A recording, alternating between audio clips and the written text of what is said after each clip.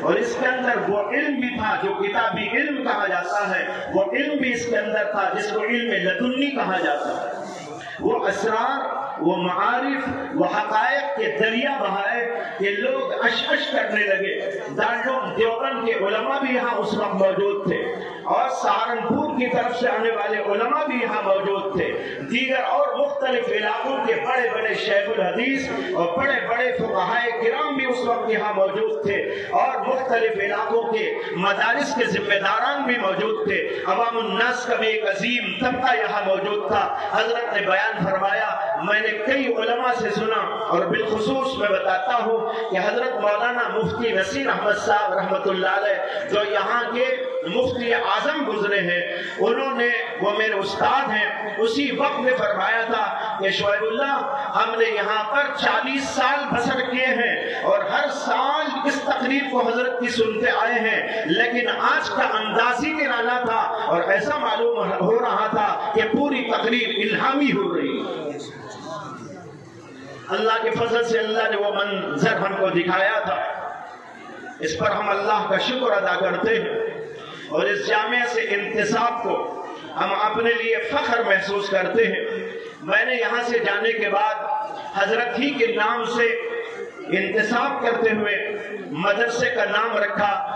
جامعہ اسلامیہ مسیح العلوم۔ اسی نام کے ساتھ ہمارا ادارہ جو ہے مشہور ہے، معروف ہے، مسیح العلوم کے نام سے حضرت ہی کی طرف انتصاب کرتے ہوئے ہم نے انعام رکھا تھا۔ جب میں نے انعام رکھا تو حضرت کو خط لکھا اور حضرت کو تفصیل بتائی، تو حضرت نے اپنے انتہائی متواضعانہ انداز پر یہ تحریر فرمایا جواب کے اندر کہ بھائی میرے نام سے انتصاب کے بجائے کسی بڑے کے نام سے انتصاب کرو۔ اپنے آپ کو چھوٹا سمجھتے تھے اور دوسروں کو بڑا سمجھتے تھے، فرمایا کہ میرے نام کے بجائے کسی اور کے نام سے انتصاب کرو۔ اور دوسری ایک اور بڑی عجیب و غریب بات حضرت نے خط کے اندر تحریر فرمائی کہ اس سے کہیں تحزب نہ پیدا ہو جائے، اس سے کہیں تحزب کے معنی یعنی فرقہ بندی نہ پیدا ہو جائے، یہ اس کے ہیں، وہ اس کے ہیں، وہ اس کے ہیں، یہ تو نسبتیں ہوتی ہیں، لیکن لوگ نسبتوں کو تفرقے کا سبب بنا لیتے ہیں کہ بھائی وہ اس مدرسے کے فارغ ہیں، دوسرے مدرسے سے ہاتھ نہیں ملاتے، وہ فلاں مدرسے کے پڑھے ہوئے ہیں، فلاں مدرسے سے ان کا تعلق نہیں۔ یہ ہمارے ذہنوں میں کبھی نہ ہونا چاہیے۔ بزرگوں کی طرف نسبت دراصل تبرکن ہوا کرتی ہے اور اپنے انتصاب کے لیے ہوا کرتی ہے، اس لیے نہیں ہوا کرتی کہ کوئی آدمی دوسروں سے اپنے آپ کو کاٹ لے اور فرقہ بن جائے۔ یہ بات انتہائی معیوب ہوتی ہے، بالخصوص حضرات علماء کے درمیان میں تو کبھی یہ تصور بھی نہیں آنا چاہیے۔ بہرحال یہ حضرت نے اس وقت فرمایا تھا، وہ مجھ کو یاد آ گیا۔ حضرت والا جس وقت یہاں پر تھے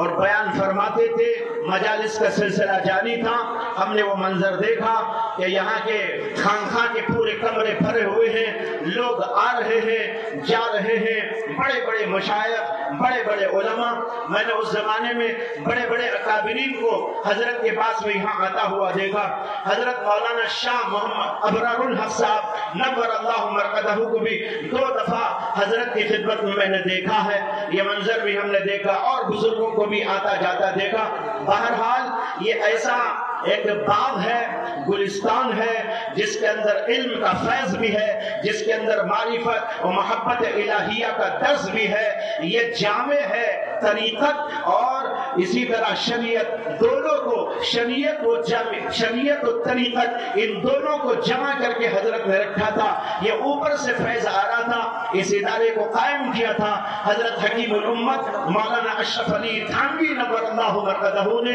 اور حضرت کو یہاں پر بھیجا تھا کہ آپ یہاں پر رہ کر کام کریں۔ حضرت نے اس کو نبھایا اور اتنا بڑا ادارہ قائم فرمایا، اور علوم و فیوز و برکات کا ایک ایسا سلسلہ جاری فرمایا جو अल्हम्दुलिल्लाह उस वक्त से आज तक तमाम दुनिया के अंदर फैला हुआ है, आपकी किताबों के जरिए, आपके बयानात के जरिए, आपके शागिर्दों के जरिए, आपके खुलफा के जरिए। ये ऐसा मंजर था, उस मंजर को हमें दोबारा यहाँ पर देखने का अल्लाह मौका अता फरमाए। यहाँ पर ऐसी शख्सियत रूनुमा हो जो उनके फ्यूज को, बरकत को लेकर उसी सिलसिले को जारी फरमा दे। इसमें जो है कोई वीरानी आने न देना चाहिए। इसके उलूम के अंदर भी और इसके फ्यूज के अंदर भी दोनों के सिलसिले को बराबर जारी रखने की फिक्र करना चाहिए। यहाँ पर पढ़ने वाले तलबाए किराम जो इस वक्त में यहाँ पर फारिग होके जा रहे हैं, और इसी तरीके पर दूसरे और तलबा जो यहाँ पर ज़ेर तालीम है,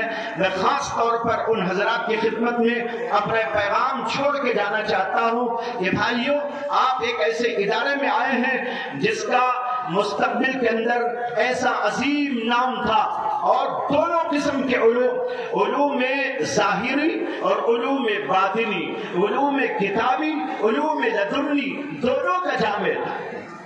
मैं आपको एक छोटी सी बात यहाँ पर अर्ज करूं कि जब मैं यहाँ पर पढ़ रहा था और आखिरी साल आया था दौरे का, तो कुछ कुछ जहन के अंदर ये बात आ रही थी कि हजरत मौलाना शेखुल हदीस मोहम्मद यूनुस साहब जौनपुरी रहीमहुल्लाह, जो मज़ाहिर के शेखुल हदीस थे, वहां पर जाकर मैं हदीस का दर्स लूं,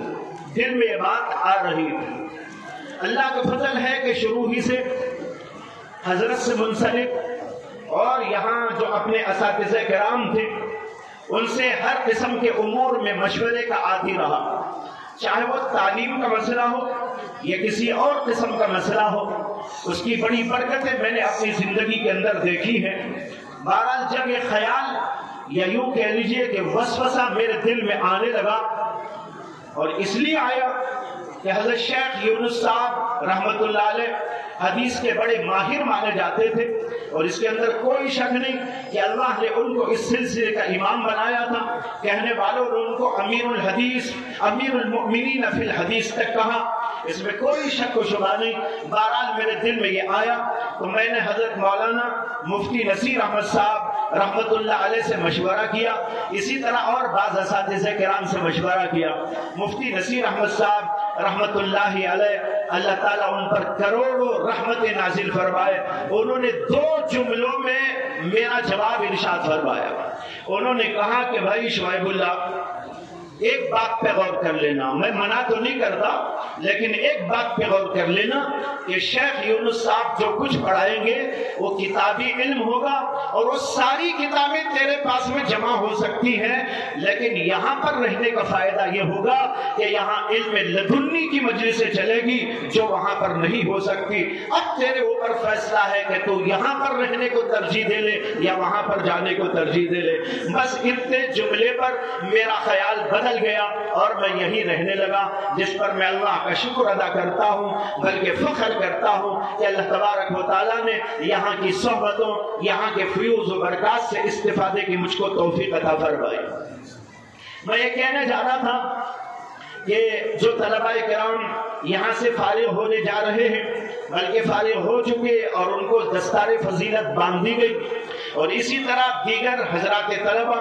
जो ज़ेर तालीम हैं, उनकी खिदमत में कहना चाहता हूँ कि आप यहाँ पर रहते हुए हजरत के इस पैगाम पर अमल की कोशिश करें। अभी जनाब मौलाना रफ़ीउज़्ज़मान साहब ज़ील मजदूम ने इशारा किया, एक इल्म होता है और एक जो है वो इश्क होता है। इल्म के साथ इश्क, दोनों चीजों को जमा के लेकर चलना चाहिए। एक तरफ हमारे हाथ में शरीयत हो तो दूसरे हाथ में हमारे सामने तरीक़त हो, दोनों की हमको जरूरत है। हम सिर्फ खुश्क मुल्ला न बन जाए, सिर्फ पढ़ने पढ़ाने वाले न बन जाए, सिर्फ किताबी हद तक हमारा इल्म ना हो, पढ़ने तक पढ़ाने तक। आपको ये बात मालूम है कि ये इल्म तो अल्लाह का एक नूर है। इल्म सिर्फ किताबों से नहीं आता, ये आता है बुजुर्गों की जुतियों से, ये आता है अल्लाह के वलियों की ठोकरों से, یہ آتا ہے اہل اللہ کی صحبتوں سے. اسی لیے قرآن کریم نے فرمایا یا ایھا الذین آمنوا اتقوا اللہ، اے ایمان والو اللہ تعالیٰ سے ڈرو، وکونوا مع الصادقین، اور سچے لوگوں کی صحبت اور معیت میں رہا کرو. حضرت مولانا تقی عثمانی صاحب زیدہ مجدہم ہمارے ہاں ایک بار تشریف لائے تھے ہمارے ہی مدرسے میں، تو اس وقت انہوں نے اسی آیت پر روشنی ڈالتے ہوئے کہا کہ حضرت حکیم الامت تھانوی رحمۃ اللہ علیہ نے وَكُونُوا مَعَ الصَّادِقِينَ کا ترجمہ یوں کیا ہے کہ اہل اللہ کی صحبتوں میں رہ پڑو، رہو نہیں، رہ پڑو. جب ان کی صحبتوں میں رہ پڑو گے، ان کے دن کو دیکھو گے، ان کی راتوں کو دیکھو گے، ان کے جاگنے کو دیکھو گے، ان کے سونے کو دیکھو گے، ان کی عبادتوں کو دیکھو گے، ان کے تقوی و طہارت کو دیکھو گے، اللہ سے ان کے تعلق کو دیکھو گے، اور مختلف احوال میں ان حضرات پر کیا کیفیات اور کیا احوال طاری ہوتے ہیں اور ان کے اعمال کیسے ہوا کرتے ہیں، اس کو تم دیکھو گے تو دیکھتے دیکھتے ان کی صحبتوں میں رہتے رہتے وہ چیزیں تمہارے اندر منتقل ہوتی چلی جائے گا. اس لیے فرمایا گیا کونوا مع الصادقین. میں ان بچوں سے گزارش کرنا چاہتا ہوں کہ یہاں پر رہتے ہوئے آپ صرف کتاب تک محدود نہ رہے، پڑھنے تک محدود نہ رہے، صرف آپ کا لکھنا و پڑھنا مشغلہ نہ ہو، بلکہ جو کچھ کہ آپ پڑھے وہ آپ کے دل میں اترتا چلا جائے، وہ آپ کے قلب میں اترتا چلا جائے، آپ کے عمل میں اجاگر ہوتا چلا جائے، آپ کی زندگی اس کے مطابق بنتی چلی جائے. آپ کو دیکھے تو سمجھ میں آئے کوئی محمد کا غلام جا رہا ہے، کوئی آپ کو دیکھے تو اندازہ کرے مسیح الامت کا پروردہ جا رہا ہے، مسیح الامت کے مدرسے کا پروردہ جا رہا ہے. آپ کا انداز زندگی کچھ اور ہو، آپ کا نمونہ لوگوں کے لیے بہت بڑی چیز ہوا کرتا ہے. اس لیے آپ اس طرح اپنے آپ کو سجائیں اور بنائیں کہ صرف آپ کے پاس ظاہری علم نہیں، باطنی علم کا بھی ایک دریا آپ کے پاس میں موجود ہو، آپ کے قلب کے اندر اللہ کا تقوی موجود ہو، آپ کے دل کے اندر خوف اور خشیت الہی موجود ہو، آپ کے دل کے اندر اللہ کی معرفت کا چشمہ جاری ہو، آپ کے قلب کے اندر محبت الہیہ کا چشمہ جاری ہو، آپ اللہ کی محبت میں رونے والے، اللہ کے خوف سے کانپنے والے، اللہ کی خشیت سے گناہوں کو چھوڑنے والے، اللہ کی محبت میں راتوں کو اٹھ کر تہجد گزاری کرنے والے، اللہ تعالیٰ کے سامنے رونے و گڑ گڑانے والے بندے بن جائے. اس طرح اپنے آپ کو بنانے کی کوشش کرے. حضرت مسیح الامت کا پیغام دو لفظوں میں اگر آپ کو چاہیے تو میں یہ عرض کر سکتا ہوں کہ حضرت کی پوری زندگی کا پیغام یہ تھا کہ تم اپنے علم کو عمل میں لانے کی کوشش کرو، چاہے وہ عبادات کی قبیل کی چیز ہو، چاہے وہ احکام جو ہے نماز روزے کی بات ہو، یا معاملات کی بات ہو، یا معاشرت کی بات ہو، یا اور کسی قسم کی بات ہو، اخلاق کی بات ہو. یہ صرف پڑھنے تک محدود نہ ہو، بلکہ وہ سب کچھ اپنا خلق بن جائے، اپنا اخلاق بن جائے، اپنا کردار بن جائے، اپنا عمل بن کے دکھائی دے. یہ ہے حضرت مسیح الامت کا اصلی پیغام. حضرت ہی سے سنا ہوا واقعہ ہے، حضرت ہی نے فرمایا تھا کہ ایک زمانے میں کوئی بزرگ تھے، زمانہ تھا ابو علی سینا کا، ابو علی سینا کا جو بہت بڑا حکیم و طبیب اور علوم عقلیہ کا ماہر تھا. کہتے ہیں کہ اس کا زمانہ تھا، اس زمانے میں کوئی بزرگ تھے، کسی سلسلے میں ان کی زبان پر یہ لفظ جاری ہو گیا کہ ابو علی سینا اخلاق نہ دارت، ابو علی سینا میں اخلاق نہیں ہے. ان کی زبان سے جملہ نکلا اور کسی آدمی کے ذریعے ابو علی سینا تک یہ جملہ پہنچ گیا. تو ابو علی سینا کو جملہ پہنچنا تھا کہ اس کا دماغ خراب ہو گیا. اس نے کہا ارے ہمارے بارے میں کہتے ہیں ابو علی سینا اخلاق ندارت، ہم تو کیا کیا جانتے ہیں اخلاق کے بارے میں، ان کو تو اتنا پتہ بھی نہیں ہوگا. انہوں نے میرے اوپر اعتراض کر دیا اور یوں کہہ دیا ابو علی سینا اخلاق ندارت. اس کے بعد اس نے ایک کتاب تصنیف کی اخلاق کے عنوان پر، بہترین کتاب اخلاق کہاں سے پیدا ہوتے ہیں، کس طرح پیدا ہوتے ہیں، کتنے ہوتے ہیں، ان کی قسمیں کیا ہیں، اور پھر ان کے اثرات کیا ہیں، ان کے کیا کیا نمونہ ہوتا ہے، یہ ساری باتیں لکھ کر بہت تفصیل کے ساتھ کتاب تیار کی، اور ایک آدمی کے ہاتھ وہ کتاب انہیں بزرگ کے پاس میں بھیج دی کہ لے جا کر ان کو دے دینا اور یہ کہہ دینا آپ نے کہا تھا ابو علی سینا اخلاق ندارت، ہم تو دیکھو کیا کیا جانتے ہیں۔ جب یہ کتاب ان بزرگ تک پہنچی تو انہوں نے پڑھنے کے بعد میں کہا کتاب تو لاجواب ہے، بے شمار علوم ہے اس کے اندر، لیکن بھائی میرے سوال کا جواب نہیں ہے، اسے کہ میں نے تو کہا تھا ابو علی سینا اخلاق ندارت، میں نے یہ کب کہا تھا ابو علی سینا اخلاق ندانت؟ ابو علی سینا اخلاق جانتا نہیں، جاننا الگ بات ہے، رکھنا الگ ہے،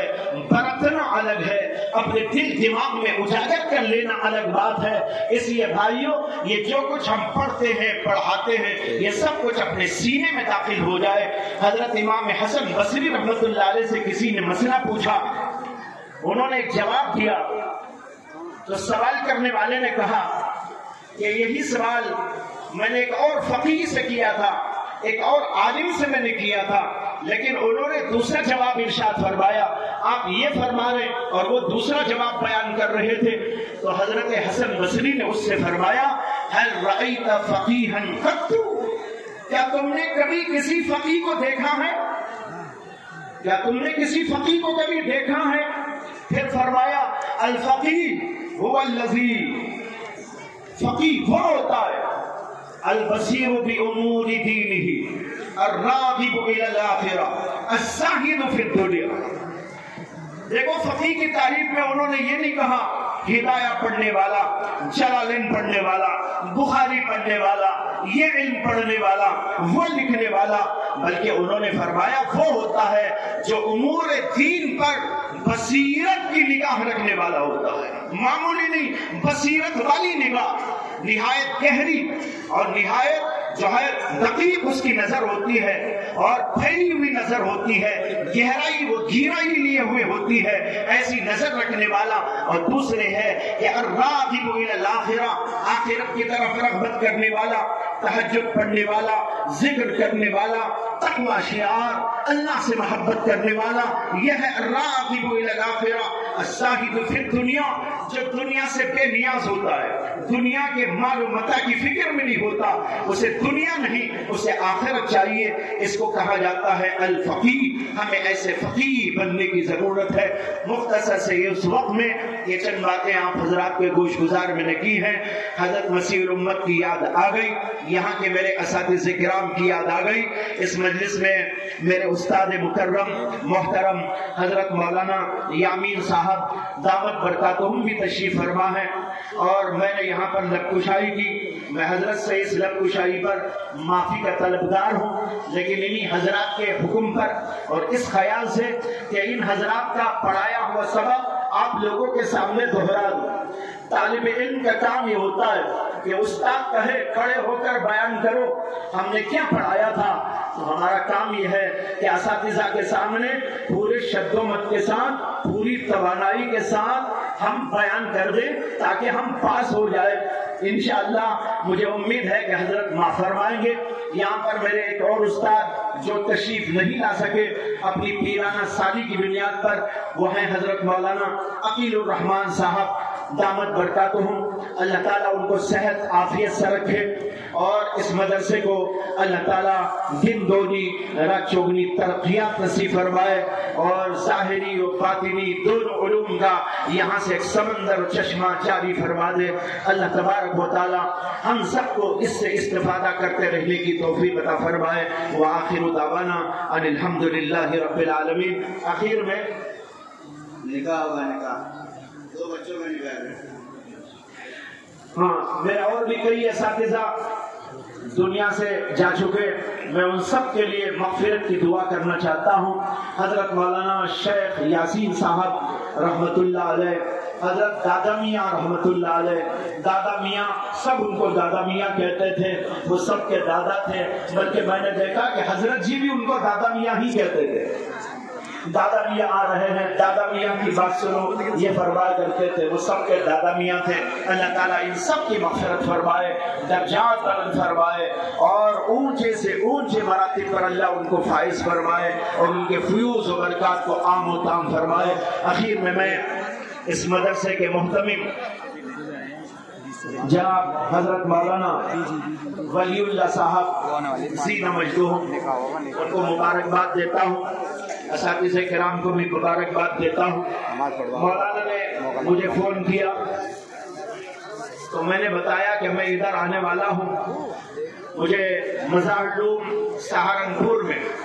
मीटिंग में शामिल होना था, जामिया मज़ार-उल-उलूम की, तो वहाँ के लिए सफ़र तय हुआ था। मैंने मौलाना को बताया तो उन्होंने कहा कि हमारे यहाँ खत्म बुखारी का इजलास है, इसमें आप शिरकत करें। उन्होंने मुझ फकीर को अपनी ज़र्रा नवाई से, हिम्मत अफजाई से यहाँ पर हाजिर होने की दावत दी। यहाँ पर मैंने अपनी खुशकिस्मती समझकर शिरकत की और आप सब हज़रात से अल्लाह ने गुफ्तगू का मौका अता फरमाया और दर्स हदीस सुनने का भी और उस ज़माने की यादें ताज़ा करने का अल्लाह ने मौका अता फरमाया। अल्लाह तबारक व तआला मौलाना वलीउल्लाह साहब को और उनके मुआविरीन को और यहाँ के सब असातिज़े किराम को अल्लाह ताला दिन दोनी रात चौगनी तरक्कियात नसीब फरमाए और इनके फ़यूज़ को बरक़ात को आम व ताम फरमाए। व आखिरु दावाना अल्हम्दुलिल्लाह।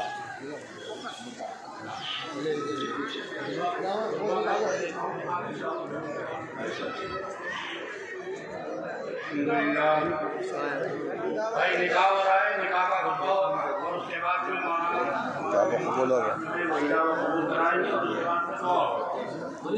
अल्हम्दुलिल्लाह